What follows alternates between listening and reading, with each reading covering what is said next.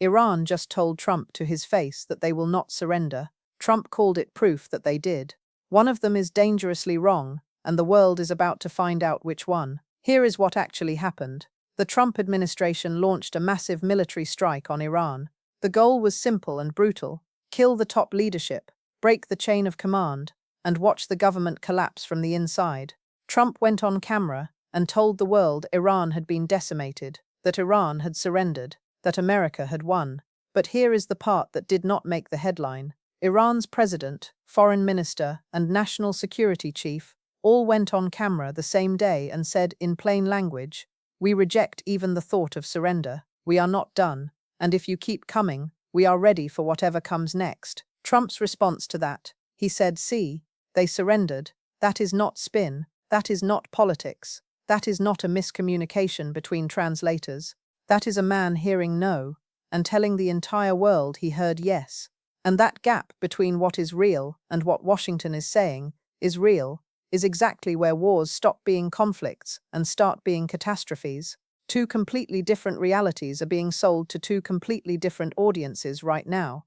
And somewhere between those two stories, oil is burning, children are dead, and the waterway that moves a fifth of the world's energy supply has gone quiet. If this is the first time you are seeing these two statements placed side by side, that tells you everything you need to know about how this story is being covered. Hit subscribe.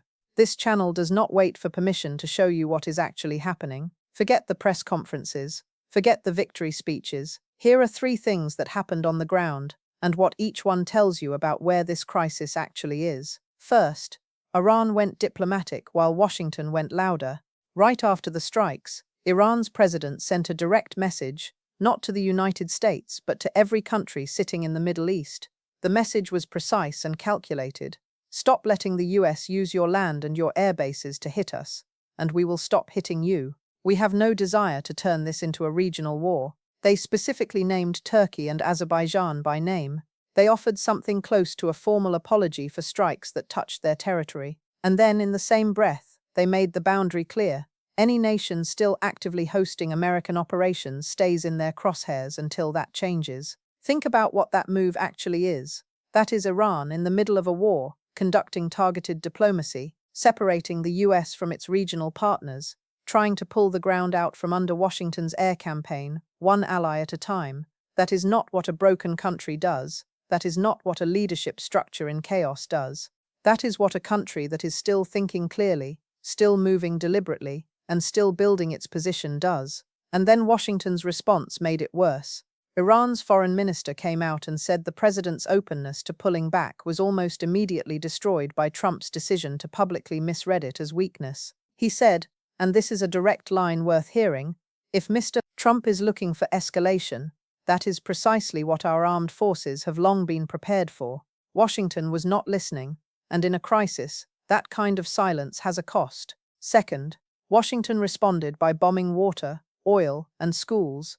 After that diplomatic outreach, the US and Israel did not slow down. They escalated hard and fast.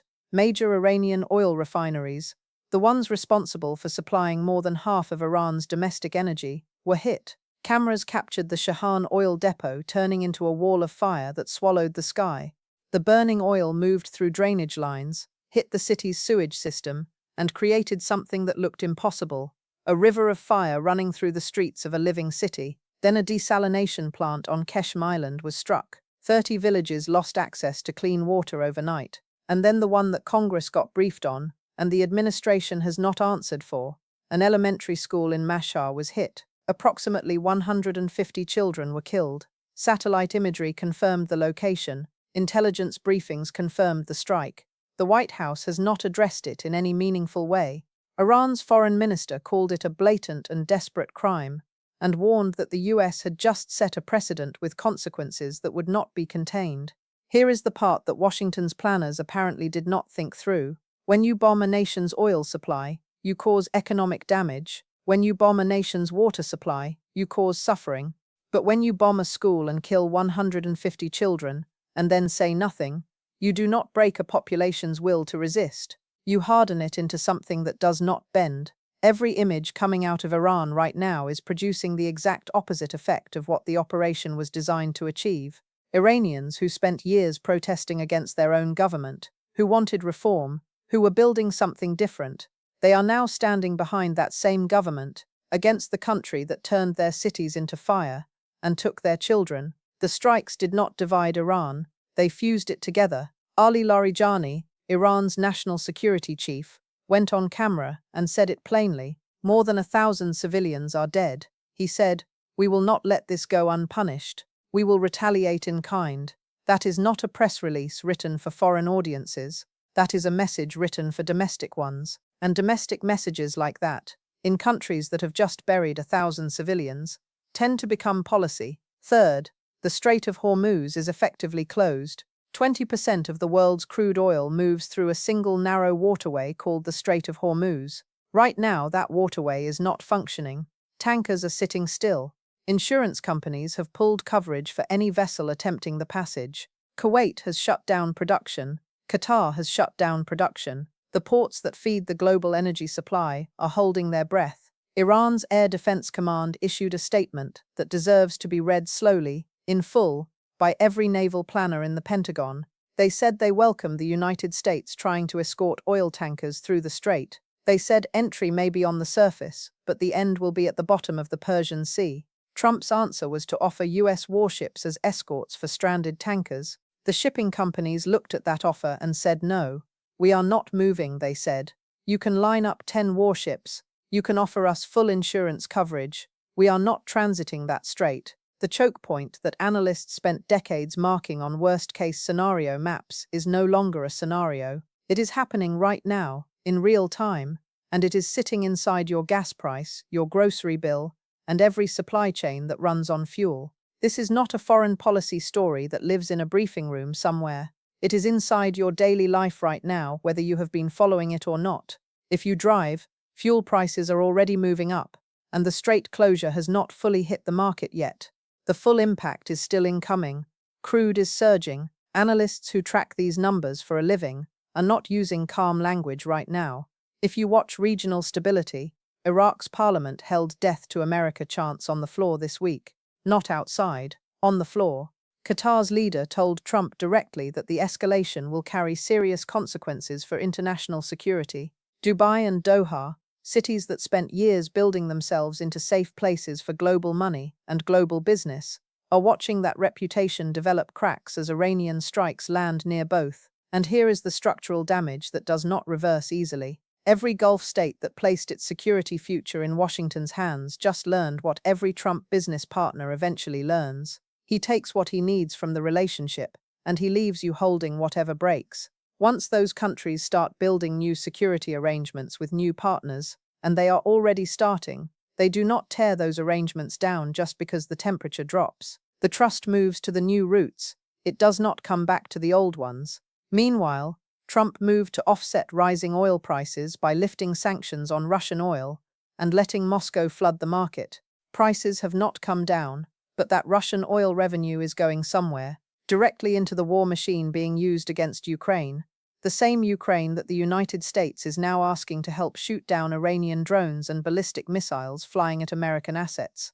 The contradictions are not subtle, they are not even hidden. Best case, managed pullback. Back-channel conversations produce a quiet ceasefire. Iran stops striking Gulf neighbors.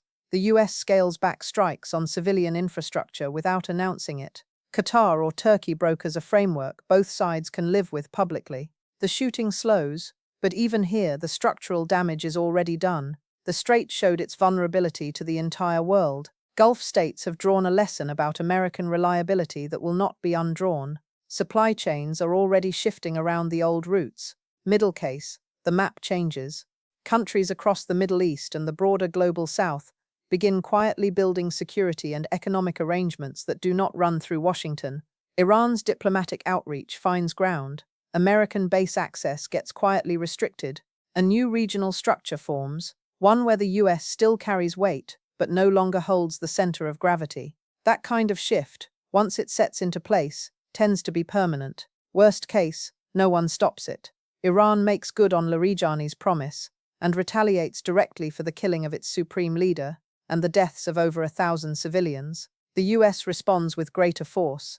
The strait moves from restricted to fully militarized. Oil reaches prices that trigger a global recession. The conflicts in Iraq, Lebanon, Yemen, and Syria, all held together by pressure, blow open at once. And a war that was sold as fast, decisive, and clean becomes exactly what 18 US intelligence agencies said it would become before the first missile left its launcher: a war with no clean exit. 3 governments are lying right now: Washington, Tehran, Tel Aviv, all of them managing their populations, all of them calling the same wreckage a different kind of victory. America once had the standing to walk into a moment like this and be taken seriously as a stabilizing force. That standing is not just damaged in this region, it is gone, possibly for a generation. So here is the question I want you to sit with. Trump says he decimated Iran. Iran says it will retaliate in kind for a dead supreme leader and over 1,000 dead civilians. A school is gone. A city has a burning river running through its streets. The waterway that moves 1/5 of the world's oil supply has gone silent. Who actually won here? Drop your answer below. The Hormuz standoff, the real oil price data, and what Congress was actually told about Mashar, that is coming next. Subscribe now so you are there when it drops.